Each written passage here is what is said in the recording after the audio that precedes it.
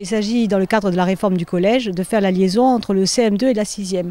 C'est-à-dire c'est le cycle 3. Donc j'ai travaillé avec mes collègues du primaire, donc des classes de CM2, de Ziglia, Lumio, Calanzana et Galeria, donc sur un projet commun d'une écriture de contes en français et en corse. Donc tout le monde a choisi, comme ça, la forme du conte laissait la liberté pédagogique aux professeurs des écoles et aux professeurs du collège. Et du coup, on a créé chacun selon une même structure, avec l'aide de Santu Massiagne, des contes en bilingue, français et corse. C'est-à-dire que qu'on maîtrise l'une des langues ou l'autre, les échos mutuels font que le conte se comprend. Qu'est-ce que le secondaire a pu apporter aux primaires dans ce projet ? Alors, en fait, on a travaillé ensemble. C'est pas ce que un peut apporter à l'autre. C'est comment construire une progression commune. Comment faire que les enfants ne soient pas perdus. En fait, on fait croire souvent, à tort aux enfants, que apprendre c'est difficile. Apprendre c'est un plaisir. On apprend depuis tout petit. Donc en spiralant. Donc ils ont vu que, on fait par exemple le groupe nominal pour un portrait. On fait le groupe nominal. L'adjectif qualificatif, vous le faites en CM1, en CE2, vous le faites tout le temps. Et tout le temps, les enfants ont besoin de se le réapproprier. Donc là, la façon de spiraler fait que les enfants n'ont pas l'impression de travailler. D'ailleurs, si vous leur demandez, ils vont vous dire que ce qui était le plus difficile pour eux, c'était de corriger le texte. Ils m'ont dit, c'est de corriger le texte, c'est l'orthographe pour corriger le texte. En fait, ils ne se sont pas aperçus du tout qu'ils avaient fait de la grammaire. Voilà, et de cette façon de travailler ensemble, encore une fois, les uns ont travaillé, vous allez le voir, sur chaque lieu en particulier. Zil a travaillé sur Irza. Mais après, chaque professeur a mis son intention pédagogique.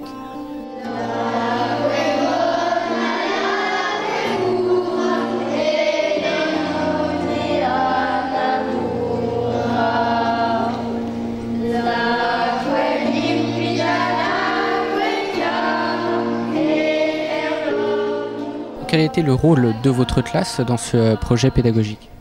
En fait, chaque classe avait son conte, c'est-à-dire chaque classe a évolué différemment, indépendamment. C'est la première fois que nous entendons les contes des autres. Et dans le déroulé pédagogique, c'est extrêmement riche. En fait, l'exploitation pédagogique de ce travail est extrêmement riche, aussi bien en français qu'en langue corse, avec un travail sur de nombreux contes, pour commencer. Et ensuite sur un gros travail d'écriture, de relecture qui a énormément fait progresser les enfants. Ça c'est pour le français, et pour la langue corse, les aider à parler, pour que ça devienne de plus en plus fluide et de plus en plus naturel.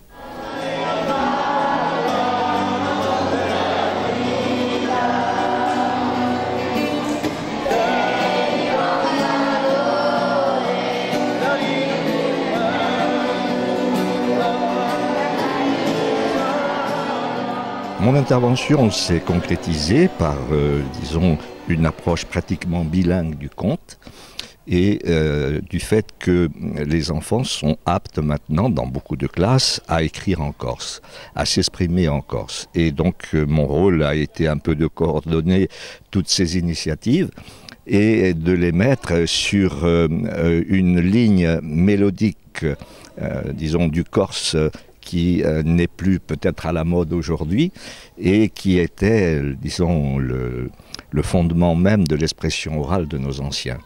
Et donc j'ai essayé de leur dire de quelle façon la prononciation était importante dans la restitution du corse d'aujourd'hui. Et d'un pantalon noir déchiré, une tache sous la journée, qui cachait une drôle de jambe de bois,